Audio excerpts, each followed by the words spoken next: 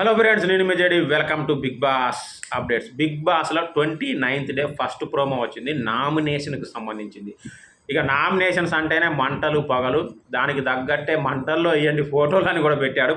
So చాలా బాగుంది. ముఖ్యంగా నైనికాని చాలామంది టార్గెట్ చేశారు. ఎందుకు అంటే ఎక్కువగా ఆటలో కనిపించట్లేదు అని చెప్పేసి. మరి నిజంగా ఆమె ఆటలో కనిపించట్లేదా, కనిపిస్తుందా? కామెంట్ చేయండి.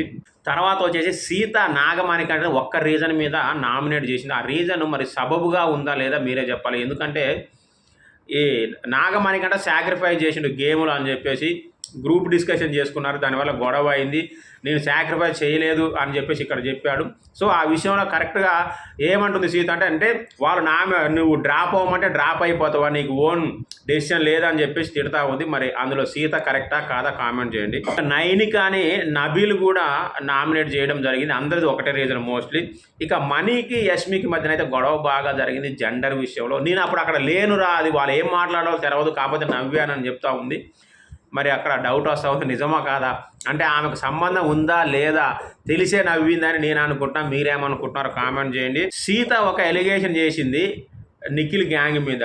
మెంటల్గా మొత్తం సీత, ఫిజికల్గా మాత్రం మీరు. ఇది మీ క్లాన్ పరిస్థితి అనేది. Is it real are wrong అనేది ఖచ్చితంగా కామెంట్ చేయండి. ప్రోమో అయితే నిజంగా ఎండాకాలంలో వేడిలాగుంది. ఖచ్చితంగా ఎపిసోడ్ చూద్దాం, తర్వాత లైవ్లో కలుద్దాం. బాయ్.